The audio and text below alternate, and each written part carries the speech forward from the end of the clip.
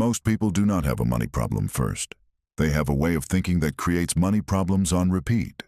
The bill arrives late, the stress feels sudden, the bank balance looks disappointing, and it all seems like bad luck. But the damage usually started earlier, in a small decision that felt harmless, in an excuse that sounded reasonable, in a habit that looked normal because everyone around them lived the same way. That is the trap. Ordinary thinking rarely feels dangerous when you are inside it. It feels familiar. It feels justified. It feels like being realistic. And that is exactly why it keeps people stuck for years.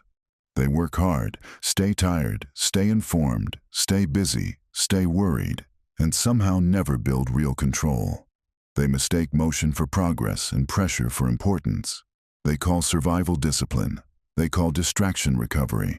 They call delay caution. Then they wake up in a world where faster tools, smarter systems, and cheaper labor have already moved the line again. The uncomfortable truth is simple. Rich people do not win just because they earn more. They do not move differently only after money arrives. Money often arrives because they were already thinking differently when the numbers were still small. They judge time differently. They judge risk differently. They judge status differently. They treat attention like an asset, not a toy. They care less about appearing impressive and more about becoming structurally stronger. They are not always louder. Often, they are quieter. But under that calm is a way of seeing the world that makes ordinary decisions look expensive. An ordinary person asks how to get through the month without feeling embarrassed. A winner asks how to stop building the same weak month again and again. An ordinary person wants relief. A winner wants position. An ordinary person reacts to prices. A winner studies consequences. An ordinary person wants life to feel easier right now. A winner wants life to become harder to break later. That difference sounds small until it shapes 10 years. Look around at modern life and the pattern becomes obvious. People can automate half their calendar, outsource design, draft emails with AI, plan trips in seconds, generate ideas on demand, edit videos from a phone, and learn almost any skill from a screen. Execution has never been more assisted. Information has never been more available. Yet millions still feel financially cornered, mentally scattered, and strangely powerless. Why? Because when basic execution gets easier, judgment becomes more valuable. And judgment lives in the way you think, not in the tools you download. Ordinary thinking loves visible effort, because visible effort feels morally clean. It lets people say they are trying. It gives them a story to tell themselves. But wealth does not reward struggle on its own. Wealth rewards useful judgment, repeatable value, leverage, ownership, and the ability to make decisions that still make sense when emotions are loud. That is why two people can work equally hard and get completely different lives. One is selling hours and spending energy to stay in place. The other is using hours to build systems, relationships, reputation, and assets that continue working after the day is over. This is where people get uncomfortable. They want the difference between rich and ordinary to be something flattering. Better connections, better timing, better luck, better family, better confidence. Sometimes those things matter, yes, but there is a harsher layer underneath them. Many people are financially weak because they keep choosing emotional relief over structural advantage. They keep buying the feeling of progress instead of the source of it. They keep protecting comfort more aggressively than they protect their future. They keep saying they want freedom while organizing every decision around avoiding temporary discomfort. You do not need to hate ordinary people to see the problem. You only need honesty. Most ordinary thinking is reactive. It waits to feel safe. It waits to feel ready. It waits to feel confident. It waits for the perfect opportunity, the right environment, the stable economy, the better schedule, the cleaner plan, the easier month. Strategic thinking does not worship perfect conditions. It studies the real conditions, accepts the friction, and moves anyway with intelligent caution instead of emotional paralysis. That is why the real divide is not rich versus poor as a moral label. The real divide is reactive thinking versus strategic thinking. One lives from stimulus to stimulus. The other lives from direction to direction. One gets pushed by mood, comparison, urgency, and noise. The other gets pulled by standards, priorities, evidence, and design. One keeps asking what feels right today. The other keeps asking what builds freedom later. And if that sounds cold, it is only because most people have been trained to treat short-term emotion as truth. The world profits from ordinary thinking. It loves people who cannot focus, cannot delay gratification, cannot distinguish appearance from value, cannot say no to frictionless spending, cannot protect their attention, cannot evaluate incentives, and cannot think beyond the next weekend. A distracted person is easy to market to. An insecure person is easy to impress. A tired person is easy to control. A person who does not understand leverage will sell their time cheaply and feel grateful. A person who confuses information with transformation will stay in the loop forever. That loop is one of the defining traps of this era. People are permanently informed and rarely transformed. They know what is happening in markets they do not invest in, industries they do not work in, celebrity lives they do not respect, and trends they will never use. They can explain the latest update, the newest app, the current crisis, the viral story, the AI release, the productivity trick, the investing headline, the economic fear of the week. Yet they cannot tell you with precision what they are building, what skill they are deepening, what asset they are accumulating, what relationships they are strengthening, or what part of their future is measurably stronger than it was 6 months ago. That is not a lack of intelligence. It is unmanaged attention. And unmanaged attention becomes financial weakness faster than people realize. Because what controls your focus controls your output. What controls your output shapes your opportunities. What shapes your opportunities determines how much choice you have when pressure hits. Attention is not some soft wellness topic. It is an economic force inside your life. If your attention can be bought cheaply, your future will be shaped cheaply too. Rich thinking begins there. It begins with the refusal to let every notification, craving, opinion, and impulse vote on the structure of your life. It begins with understanding that attention is upstream of skill, money, reputation, and self-respect. A person who cannot direct attention cannot direct effort. A person who cannot direct effort cannot produce consistent value. A person who cannot produce consistent value remains dependent on conditions they do not control. That is why the calm ability to focus has become so rare and so expensive. You can see the consequences in everyday behavior. Someone says they want to earn more, but every evening disappears into short videos, low-quality debates, gossip disguised as news, and content that gives the sensation of growth without the cost of it. Someone says they want freedom, but they cannot sit in silence with a difficult task for 40 minutes without reaching for stimulation. Someone says they want a new level of income, but they treat deep work like punishment and endless scrolling like recovery. That is not a money problem. That is a hierarchy problem. They have placed comfort above capacity and then wonder why power never accumulates. Winners do not become winners because they are emotionally tougher every second of the day. They become winners because they stop negotiating with every passing feeling. They do not ask whether they are in the mood to protect the morning, to study the market, to finish the proposal, to learn the software, to reach out to the person, to review the numbers, to train the body, to clean the system, to say no to waste, to stay in the chair long enough for the brain to sharpen. They build a life where standards decide more often than emotions do. And that one change quietly separates adults who keep drifting from adults who start compounding.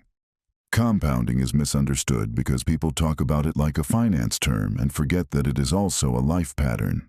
Attention compounds, reputation compounds, skill compounds, discipline compounds, debt compounds, sloppiness compounds, cheap standards compound. Every time you tolerate confusion in your calendar, laziness in your finances, softness in your promises, and convenience in your decisions, you are not making one isolated mistake.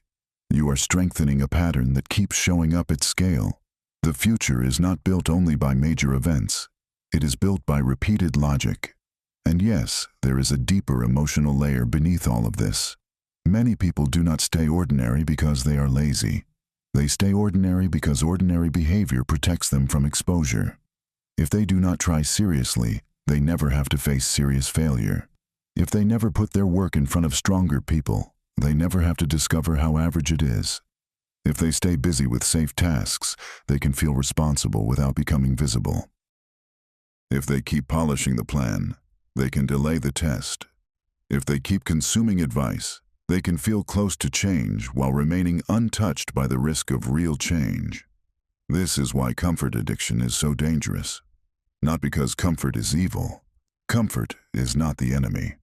But when comfort becomes the main filter for decision-making, the person slowly builds a fragile life.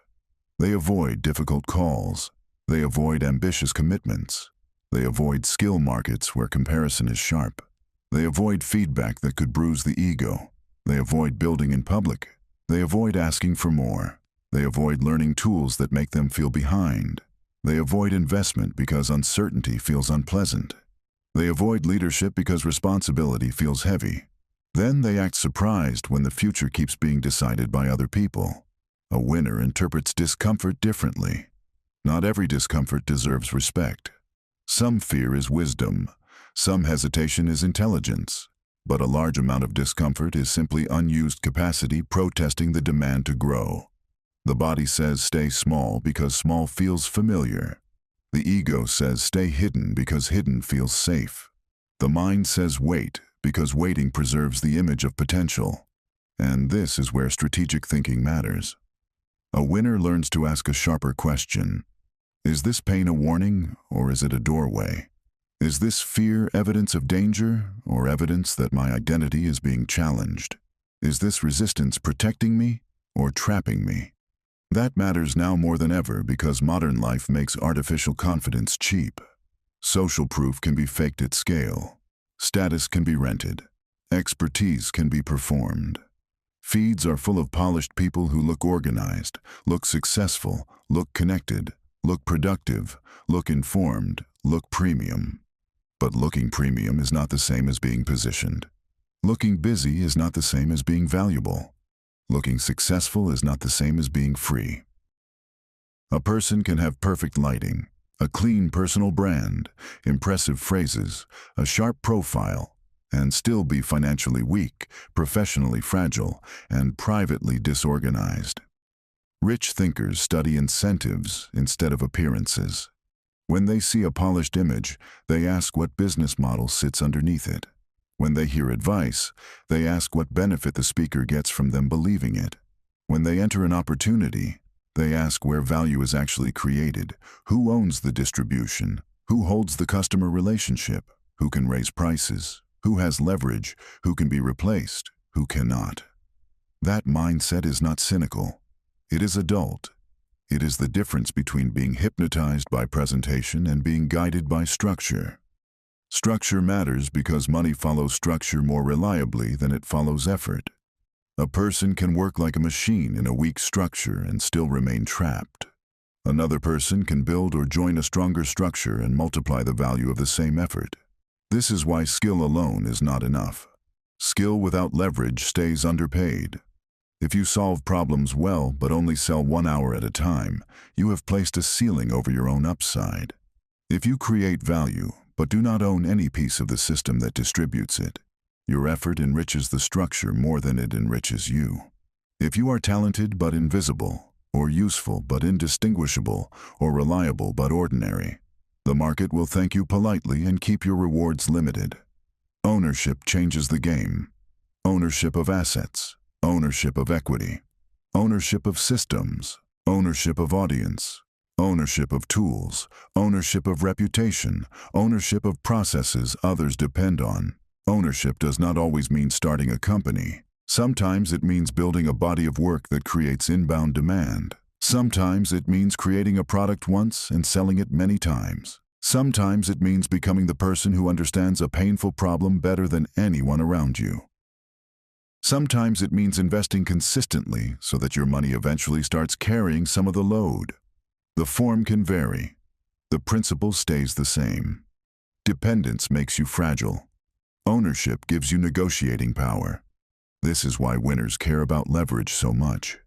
Leverage is what allows a single decision, a single skill, a single system, a single piece of media, a single relationship, a single line of code, a single process, or a single asset to create more value than 1 hour alone could ever produce. Leverage is how small teams outperform large organizations. Leverage is how unknown creators build audiences without gatekeepers. Leverage is how a person with judgment can now outpace a person with just effort. And that gap is widening. In a world where average execution is easier, sharp thinking attached to leverage becomes brutally valuable. Yet ordinary thinking often resists leverage because leverage requires delayed payoff, responsibility, and exposure. It is easier to accept a predictable paycheck than to build something uncertain on the side. It is easier to keep waiting for permission than to take ownership of your trajectory. It is easier to complain that the system is unfair than to ask where the system is actually rewarding value and how to position for that reward. None of that means everyone starts from the same place. They do not. But it does mean many people stay weaker than necessary because they never shift from complaint to design. Design is the word that changes the atmosphere. Ordinary people hope their life gets better. Winners design better odds. They do not trust moods to protect mornings. They do not trust memory to protect priorities. They do not trust pressure to create clarity. They create systems before chaos arrives. They automate bills. They track numbers. They reduce friction around good behavior. They make bad behavior harder. They protect sleep because poor energy creates poor judgment. They protect focus because fractured focus creates fractured income. They review what matters because what is not reviewed drifts. That is another uncomfortable difference.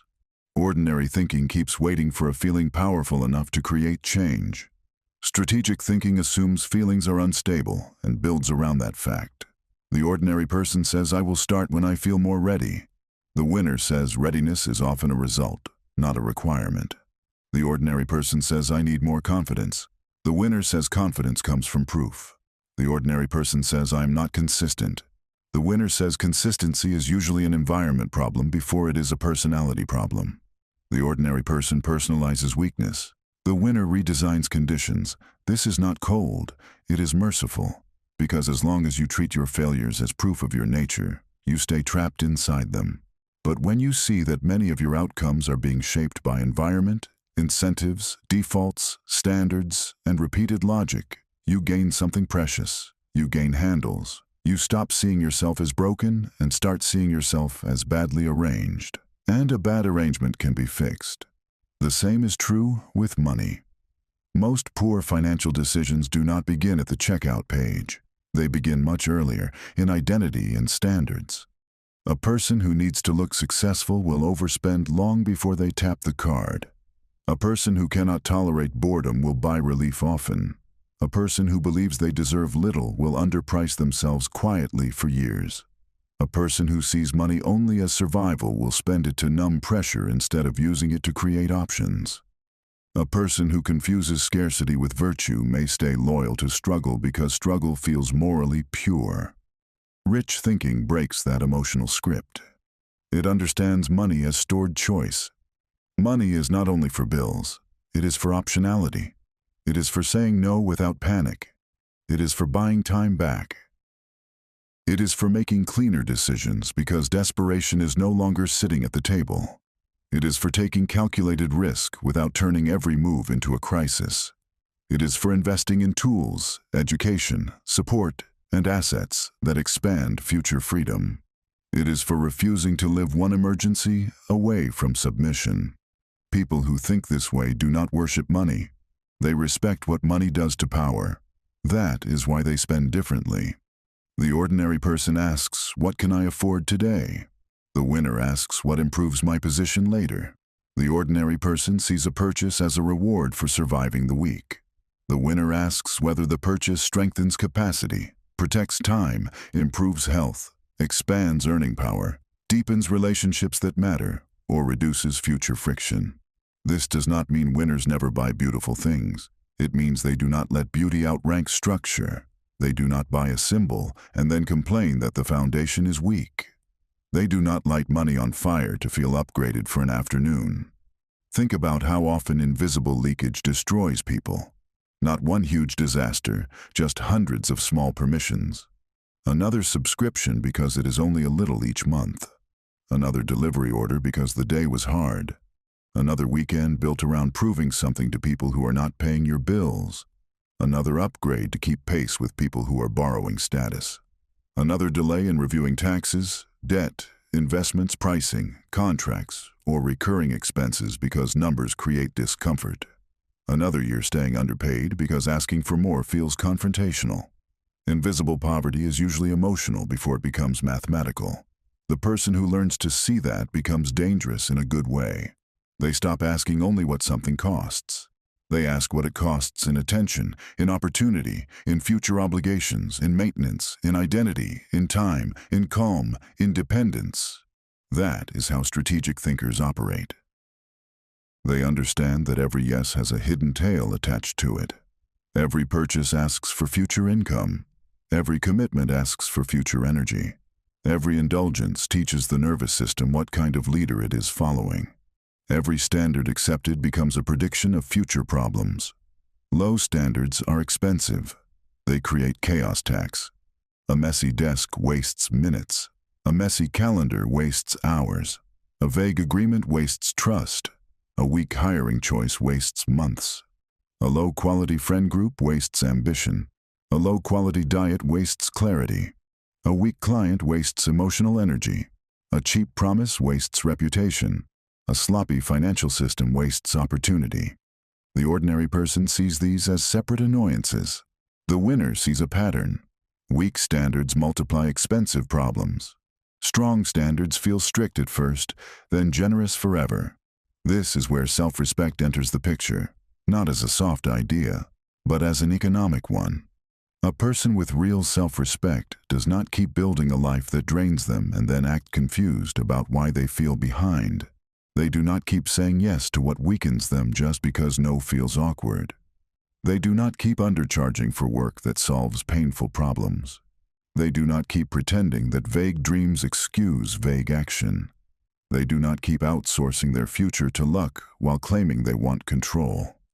Self-respect shows up in pricing, boundaries, focus, posture, and standards long before it shows up in speeches. And no, this does not mean becoming arrogant. Arrogance is often insecurity wearing armor. Rich thinking is usually calmer than that. It does not need to announce itself every minute. It is not obsessed with dominating rooms. It is not performing power online to harvest approval from strangers. It is quieter because it is busy building. It does not need constant validation because it is anchored in metrics that matter. Revenue improved, debt reduced, skill deepened, systems cleaned, energy stabilized. Audience grew, product shipped, reputation strengthened, time recovered. These are not dramatic emotions. They are structural victories. There is a reason for that. Markets eventually test reality. A job market tests usefulness. A business market tests demand. An investment market tests patience. A relationship tests character. A team tests reliability. A creator market tests depth. Over time, weak identity work gets exposed. The polished person who cannot solve pressure collapses. The loud person with no systems burns out. The trendy person without real value gets replaced by the next trend. That is why strategic thinkers spend less time asking how to look successful and more time asking how to become structurally hard to replace. That phrase matters. Hard to replace. Because in 2026, remote competition is normal. The person competing with you may live across the world, use better tools, move faster, and care less about protecting your comfort. Basic tasks are cheaper. Average writing is cheaper. Average design is cheaper. Average research is cheaper. Average analysis is cheaper. Many things that once made people seem impressive now cost almost nothing. So what becomes valuable? Judgment, taste, trust, pattern recognition, decision quality. Clear thinking under pressure, the ability to combine tools, people, and information into something useful, the ability to spot what matters when everyone else is drowning in what is available. That is why consuming information is not enough anymore. In fact, endless consumption can become a sophisticated form of avoidance. A person can spend years learning without ever entering the arena where learning gets converted into asset creation. They know more and own nothing. They can explain more and command little. They can discuss opportunities and never commit to one. They can tell you what is changing in every industry and still remain financially stagnant because their knowledge never leaves the level of commentary. Winners are not always the smartest in the room. Often they are the people who convert what they know into positioning. They build something, they test something, they publish something, they sell something, they invest something, they systematize something, they take the fog of thought and force it into contact with reality. That is where ordinary thinkers lose ground. They wait until the plan feels perfect. Winners get the plan good enough to meet the market, then improve it with real feedback instead of imaginary confidence. The average person calls that risky. But here is the twist. Most people already live in serious risk. They just call it normal because it is familiar. Depending on one income source with no savings is risk. Staying professionally replaceable in a rapidly changing market is risk. Ignoring health while building your whole life on your energy is risk. Having no owned assets is risk. Letting your attention be shaped by algorithms built to fragment you is risk. Never learning how money works because it feels intimidating is risk. Refusing to ask for more because rejection feels painful is risk. People call new moves dangerous while quietly living inside old dangers every day. Strategic thinking corrects that blindness. It stops defining risk as anything uncomfortable. It starts defining risk as exposure without compensation. It asks a better question. What am I actually risking by staying the same? That question forces honesty. Because staying the same often feels safe only because the decline is slow. There is no dramatic explosion, just years of drift. Skills aging, expenses creeping, ambition thinning, dependence growing, self-trust eroding. One person calls this stability. Another person looks at the same life and sees a delayed emergency. This is why winners move with incomplete information, not recklessly, not foolishly, but they do not demand certainty before action. They understand that certainty is usually purchased through contact with reality. You launch the small offer and see what buyers say. You take the meeting and see whether the fit is real. You learn the tool and see where it strengthens your workflow. You publish the work and see where attention gathers. You invest gradually and learn through exposure instead of fantasy. You practice the conversation instead of waiting to become naturally fearless. Motion produces data. Data produces judgment. Judgment produces better motion. That loop beats passive intelligence every time. That is also why winners do not obsess over motivation. Motivation is unstable because it belongs to mood. Systems belong to design. Identity belongs to repetition. Results belong to the marriage between the two. A person waiting to feel inspired is placing their future in the hands of weather. A person who has reduced friction, defined priorities, protected attention, measured output, and attached behavior to self-respect no longer needs magic to keep moving. They still have bad days. They still hesitate. They still feel doubt. But doubt is not running the schedule anymore. If any part of this is hitting harder than the usual empty advice people throw at you, press like on this video. Not to feed an ego, but because sharp content needs signals too. The internet already has enough soft lies and recycled slogans. A simple like helps this kind of clarity reach people who are tired of being spoken to like children. Now look at the psychology of spending more closely, because this is where ordinary thinking often hides behind innocence. People like to imagine that overspending is just a math issue. It is not. It is often a story issue. Spending is frequently identity in motion. One person spends to reduce stress. Another spends to avoid feeling left behind. Another spends to perform adulthood. Another spends to buy a personality. Another spends to repair a wounded image after a bad week. Another spends because small luxuries are the only reward they allow themselves for a life they secretly resent. Remove the transaction and what remains is emotion trying to solve a deeper tension. Because once you see that spending is often emotional, you stop treating every desire as a neutral preference. You start seeing it as information. The urge to impress reveals insecurity. The urge to numb reveals overload. The urge to upgrade constantly reveals dependence on external proof. The urge to keep every convenience reveals low tolerance for friction. And friction matters.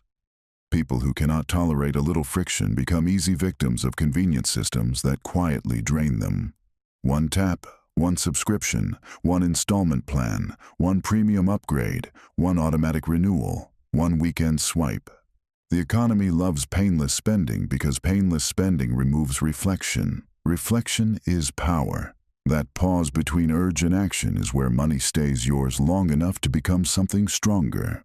That pause lets you ask whether this is consumption or investment, reward or escape, signal or substance, speed or wisdom. It lets you remember that buying more things is not the same as buying more life. Many people have houses full of objects and lives starved of freedom. They have enough furniture, enough apps, enough clothing, enough devices, enough paid conveniences, and not enough runway to breathe. That calm shows up in decision-making. When you are desperate, you say yes too quickly. You tolerate bad clients, weak offers, disrespectful managers, unhealthy schedules, manipulative relationships, and bad deals because the alternative feels dangerous. When you have room, standards rise naturally. You can negotiate. You can walk away. You can wait for a stronger fit. You can invest in skill before you need to monetize it tomorrow. You can make strategic moves instead of panic moves. This is why money matters beyond comfort. It changes the architecture of choice. But again, that architecture begins before money arrives in large amounts. It starts with how you think about small amounts. Rich thinkers do not say it is just 20, it is just 50, it is just one more subscription, it is just one more lazy month, it is just one more weak promise. They understand that small permissions train large behavior. The person who leaks discipline in tiny places is usually not one big break away from greatness. They are one standard upgrade away from finally becoming trustworthy to themselves. Trustworthy to themselves. That is huge. Many people do not lack potential. They lack self-trust. They have made so many private agreements and broken them so casually that their own words no longer carry weight internally. They say tomorrow and mean maybe. They say budget and mean mood dependent. They say focus and mean until a better stimulus appears. They say enough and mean until the next urge. Then they wonder why ambition feels weak. Ambition feels weak when it is led by a person whose own commands have no credibility.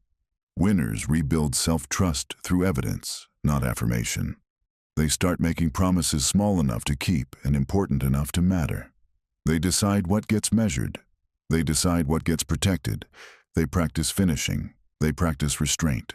They practice showing up without a dramatic emotional soundtrack. They stop treating discipline like punishment and start seeing it as self-respect in action. Over time, the nervous system learns something powerful. This person can be relied on. Once that happens, bigger moves become possible because the inner leader is no longer a motivational speaker. It is an operator. Ordinary thinkers often do the opposite. They romanticize freedom while living in preventable disorder. They say they do not want structure, but what they really mean is they do not want to feel constrained by the standards required for meaningful progress. They confuse spontaneity with freedom, even when their spontaneity is producing debt, weak health, lost time, and shallow work. Real freedom is not doing whatever feels good in the moment. Real freedom is having enough internal and external power that your life is not constantly hijacked by consequences you could have designed against. That is why winners protect boring things: sleep, calendars, contracts, boundaries, account reviews, tax planning, follow-up, clean desks, clear files, strong agreements, honest numbers. People who stay ordinary often neglect the boring until the boring becomes expensive. The bill was ignored. The contract was vague. The backup was missing. The scope was undefined. The body was neglected. The sleep debt grew. The habits got soft. The calendar was chaos. Then a crisis arrives, and they call it bad luck. Often it was a slow invoice from low standards. If you want one of the clearest markers of wealthy thinking, it is this. Wealthy thinkers do not only chase upside, they also reduce stupidity. They know that a lot of life improves not when you become a genius, but when you stop repeating preventable mistakes. They reduce leakage. They reduce self-sabotage. They reduce unnecessary complexity. They reduce dependence on mood. They reduce fragile points in the system. The average person asks how to make more. The winner also asks how to stop losing value through weak thinking. That applies to relationships too, because people around you affect your money more than most personal finance content admits. Not because friends need to be rich, but because environments shape standards. Spend enough time around people who normalize constant complaining, passive entertainment, emotional spending, contempt for ambition, and the worship of comfort, and your own edge gets dulled. Spend enough time around people who care about building, learning, shipping, recovering well, keeping promises, and thinking long-term, and your excuses start sounding embarrassing in your own ears. That fear of judgment is one of the strongest chains on ordinary lives. A person wants to change careers, but worries how it will look. Wants to start a side business, but worries who will roll their eyes. Wants to publish work, but worries about silence. Wants to invest, but worries about making mistakes in front of people who have made none because they never started. Wants to charge more, but worries about being seen as greedy. Wants to become visibly serious, but worries that seriousness will cost them social ease. Responsibility is another word people avoid because it feels heavy. But responsibility is not just burden. It is power. The moment you accept that many of your outcomes are downstream of your decisions, you stop waiting for rescue. You stop speaking about your life like a weather report. You stop talking as if the algorithm, the economy, the boss, the country, the timing, the platform, or your past is allowed to have the final vote. Those things matter. Some of them matter a lot. But strategic thinkers refuse to turn constraints into identity. They ask what remains possible anyway, and then they push there with full seriousness. Delayed gratification is often explained badly, as if it means living joyless and rigid until some distant finish line. That is not the real point. The real point is choosing scale over relief. It is trading a small, immediate pleasure for a larger future advantage when the math is clear. It is understanding that not all pleasure is equal. Some pleasures leave you weaker. Some build you. Some purchases close options. Others expand them. Some evenings numb you. Others invest in you. Strategic thinking does not reject pleasure. It grades pleasure by consequence. Position is everything. A person can earn decent money and still be badly positioned. No savings, no ownership, no scalable skill, no audience, no investing habit, no network of serious people, no health, no focus, no resilience. One shock and the whole system shakes. Another person may still be early, still building, still far from rich by public standards, but be much better positioned. Learning fast, spending with intention, building a body of work, investing consistently, protecting energy, expanding leverage, deepening trust, becoming visible for useful things. That second person is often closer to wealth than they appear, because wealth is not only a number, it is a structure. It is the ratio between what you control and what controls you. It is the distance between your standards and your circumstances. It is the degree to which your life depends on moods, other people, and fragile conditions. A millionaire drowning in debt, status spending, weak relationships, legal chaos, and emotional volatility may be less powerful than a quieter person with strong systems, solid health, rising skills, growing assets, and increasing autonomy. Money matters. Structure decides whether money turns into freedom or just louder confusion. If you are still listening, then you already know this is not comfort content. Put a comment under this video with the word structure if you want the next one to go deeper into the psychology of leverage and ownership. That helps me see who is here for real change and not just background noise. Now let us talk about work, because this is where the old myths are collapsing in public. People were told for years that if they just worked hard, stayed loyal, and kept their head down, life would reward them. That formula is cracking. Hard work still matters, but hard work without strategic positioning is becoming a trap. If your work is easy to replace, loyalty will not save it. If your contribution is invisible, effort will not price it correctly. If your skill lives inside a structure you do not understand, someone else will capture most of the upside. That does not mean hard work is useless. It means hard work needs direction.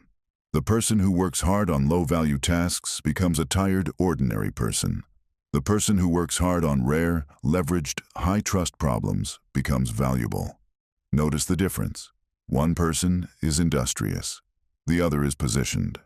That is why winners ask better work questions. Not only what can I do, but what problem is painful enough that solving it matters. Not only where can I work, but where does this work lead? Not only how do I earn, but what does this teach me? Who does this expose me to? What assets does this help me build? What leverage does this create later? That is why they think long-term without becoming passive. Long-term does not mean vague patience. It means present decisions that respect future consequences. It means realizing that today is not just today. Today is also training. Every day is teaching your identity what normal feels like. If you normalize distraction, waste, avoidance, excuses, weak boundaries, and emotional spending, you are rehearsing a future that will eventually arrive. If you normalize focus, review, building, restraint, depth, and follow through, you are rehearsing another future. The future is not appearing out of nowhere. It is practicing in private. This is why standards matter more than mood. The ordinary person asks how they feel about the task. The winner asks what kind of person their standards require them to be. The ordinary person decides from the day. The winner decides from identity. Not fake identity, not positive slogans. Identity built through repeated proof. I am the kind of person who checks the numbers. I am the kind of person who keeps the promise. I am the kind of person who learns the tool. I am the kind of person who sends the hard email. I am the kind of person who reviews the deal twice. I am the kind of person who does not let one bad hour destroy the whole day. That identity becomes wealth long before it becomes visible. And yes, this way of thinking can be learned. It is not reserved for some chosen tribe of naturally disciplined people. Most strategic thinkers were not born calm and clear. They were burned by reactive decisions enough times that they began to study their own patterns. They got tired of leaking energy, tired of repeating chaos, tired of mistaking intensity for progress, tired of being impressed by people who had less substance than them, tired of always needing a new burst of motivation to do what their future required, tired of being smart in theory and weak in operation. So they changed the rules. Maybe that is where you are now. Maybe you are not lazy.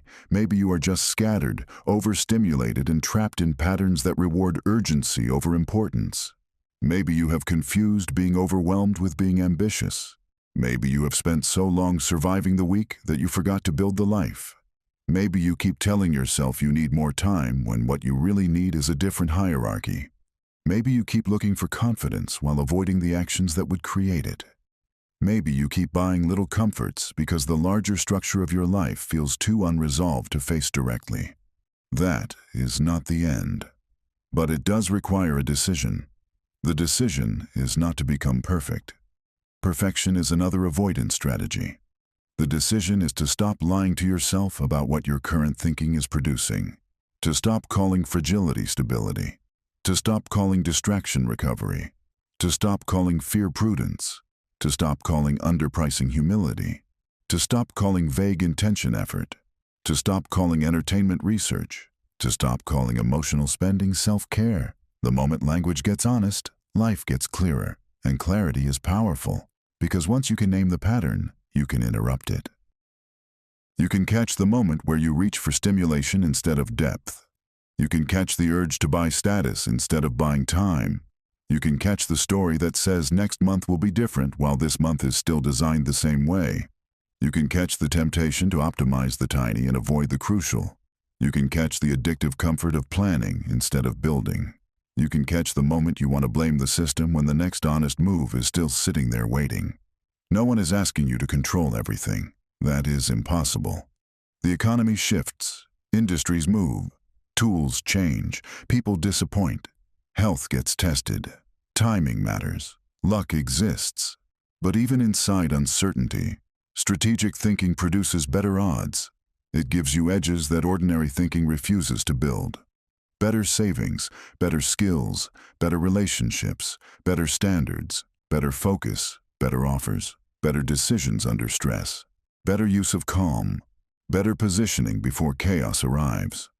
The future may still surprise you, but it will meet a stronger version of you when it does. And that strength changes more than income. It changes identity. The person who starts protecting their attention feels less scattered. The person who starts respecting money feels less trapped. The person who starts building assets feels less fragile. The person who starts telling the truth about their habits feels less divided. The person who starts finishing difficult things feels less dependent on praise. The person who starts making deliberate choices feels a strange kind of peace. Not because life became easy, but because they stopped abandoning themselves inside it. So what does the ordinary mind say when it faces a fork in the road? It says, what if this fails? What if people judge me? What if I waste time? What if I am not ready? What if I look ridiculous? What if I choose wrong? What if this is too late? What if I lose what little stability I have? Those questions feel intelligent because they point at danger, but they are often incomplete. The winner mind asks different questions. What happens if I stay like this for 3 more years? What skill would make me harder to ignore? What can I own instead of rent forever? What expense is quietly stealing future freedom? What system would reduce this chaos? What conversation am I avoiding that could change my position? What am I pretending not to know?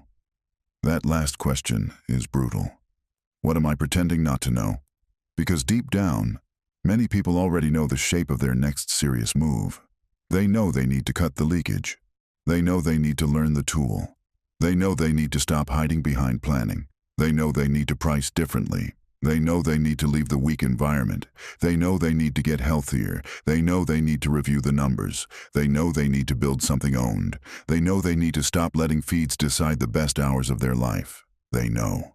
The real battle is not information. It is obedience. This is where winners separate themselves. They become obedient to what reality is showing them, not to what comfort is whispering. They stop needing every move to feel inspiring. They stop treating action like a mood-based hobby. They stop asking life for permission to become serious. They stop making tiny agreements with mediocrity just because everyone else calls them normal. They become more deliberate, more selective, more honest, more boring in some places, more dangerous in others, less entertaining to the crowd, more effective in private. That is how structure changes. And once structure changes, the surface of life starts to change too. Not overnight, not in some fake movie montage, but steadily. The monthly stress becomes more manageable. The work improves. The income choices widen. The noise loses power. The spending gets cleaner. The body feels more stable. The mornings stop feeling stolen. The relationships shift. The language gets sharper. The fear stops being the main narrator. You begin to notice something strange. You are no longer waiting for a rescue. You are building a position. That is what rich thinking really is. Not arrogance, not greed, not obsession with luxury, not looking down on ordinary workers. It is the decision to stop living reactively when the cost of reaction has become too high. It is the decision to treat time as something to multiply, not merely survive. To treat money as stored freedom, not just temporary pleasure. To treat attention as a financial asset. To treat ownership as protection. To treat skill as something that must be paired with leverage. To treat discomfort as data. To treat standards as destiny in slow motion. To treat your life as something too important to leave in the hands of impulse.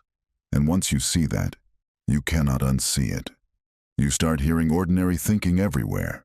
In the person who says they cannot invest yet while financing things that lose value the moment they buy them.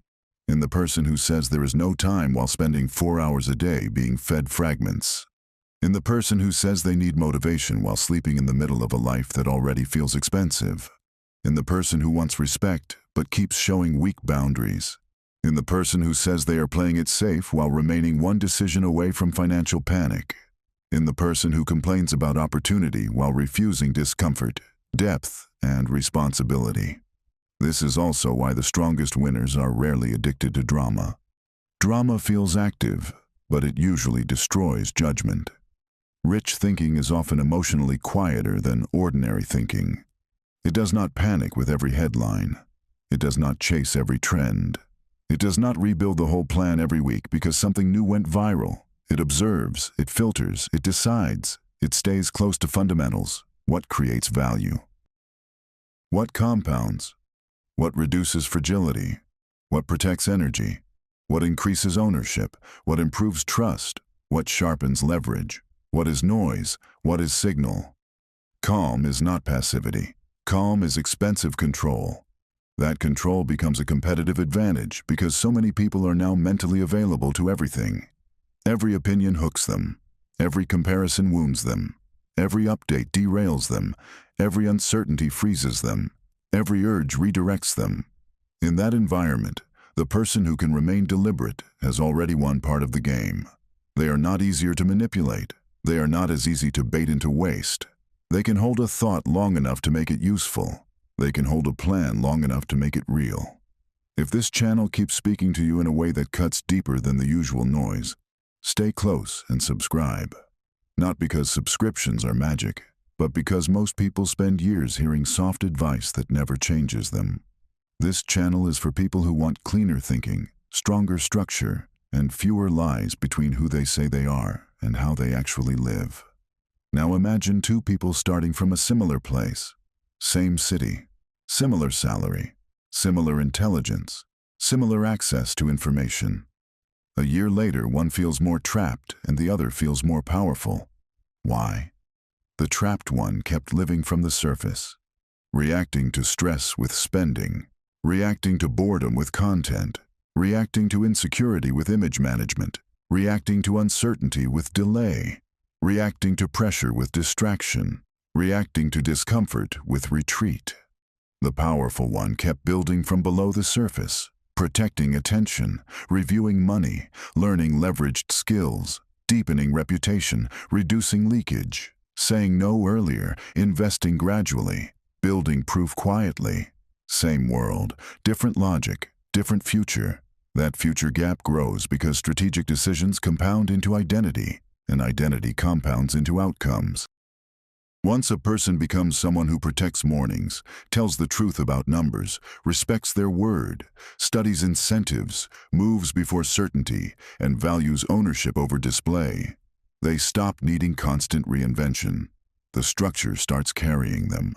The life starts cooperating with the standard instead of constantly fighting it. This is when growth stops feeling random. That is the real promise of this fictional book. Not that it will make you rich by next month. Not that every move will work. Not that pain disappears. The real promise is harsher and more valuable. If you change the logic beneath your decisions, your life stops being an accidental collection of reactions. It starts becoming a deliberate system. And systems are what survive pressure. Systems are what multiply effort. Systems are what make freedom less fragile. Systems are what turn intelligence into direction instead of trivia. So here is the line that matters. Rich people never think the way you do if the way you do keeps choosing relief over leverage, image over ownership, stimulation over focus, comfort over capacity, and reaction over design.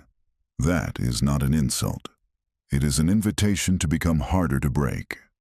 The main difference between the mindset of a winner and an ordinary person is not ego. It is the willingness to think past the feeling of the moment and into the structure of the future. Do not wait for some dramatic collapse before you take this seriously. Do not wait until debt humiliates you, until stress owns you, until skills expire, until your attention is completely fragmented, until your word means nothing to you, until another year disappears into noise. Start where the real change starts. In the next decision, in the next hour, in the next purchase, in the next no, in the next focused block, in the next honest review, in the next uncomfortable move that your future has been asking for. You do not need another slogan. You do not need another fake burst of inspiration. You need cleaner thought, better standards, sharper attention, more ownership, less self-deception, stronger systems, more deliberate risk, fewer emotional purchases, more honest numbers, more respect for time, more respect for future consequences, more respect for the fact that your life is being shaped right now by what you keep treating as small. That is the part most people miss. Small is where destiny hides. In the 5 minutes you either protect or waste. In the urge you either obey or question. In the money you either leak or direct. In the task you either finish or postpone. In the conversation you either avoid or face. In the standard you either defend or betray. In the identity you either rehearse or abandon. Great lives are not usually built by giant declarations. They are built by repeated private votes. So the final question is not whether you want more money. Almost everyone says yes to that. The real question is whether you are willing to stop thinking in the patterns that make more money impossible to hold, impossible to multiply, and impossible to convert into freedom. Are you willing to stop performing progress and start building position? Are you willing to become less impressed by appearances and more committed to structure? Are you willing to let go of the addictive comfort of being understood by ordinary people, if that comfort is costing you your future? Are you willing to respect yourself enough to become the kind of person your own ambitions can trust? Because if you are, the shift begins now. Not when life gets easier. Not when the market becomes fair. Not when the perfect idea appears. Now. In the clean decision to think more strategically than the version of you that kept settling for reaction. In the quiet refusal to keep living as if your attention is disposable. Your time is endless. Your standards do not matter, and your future will somehow forgive the logic you used today. If this hit a nerve, it was supposed to. Not to shame you, but to wake up the part of you that is tired of drifting under polished excuses. The part that knows you were not built to be mentally rented by every impulse. The part that knows comfort has been overprotected and capacity underdeveloped. The part that knows money is not the goal on its own. But weakness is too expensive to keep financing. The part that knows the crowd is loud, reactive, distracted, and easy to impress. And the part that is finally ready to become none of those things. Think carefully about the life your current patterns are buying. Then ask yourself whether that life deserves more years from you. If the answer is no, good. That is where winners begin. Not with a fantasy. With a refusal to keep paying for the same weak future with fresh time every day, a refusal to keep trading attention for noise and calling it rest, a refusal to keep selling your life hour by hour without building anything that can outlive the day, a refusal to stay ordinary in the one place it matters most, the level of thought that decides everything else. And once that refusal becomes real, the rest follows. Not instantly, not perfectly, but progressively, measurably, and powerfully. The days get cleaner, the work gets sharper, the money gets more disciplined, the identity gets stronger, the choices get calmer, the future gets less foggy. You begin to feel something many people spend their whole lives chasing without understanding. Not hype, not image, not borrowed confidence, real momentum. The kind that comes from finally thinking in a way your future can reward. Decide which one you are feeding today.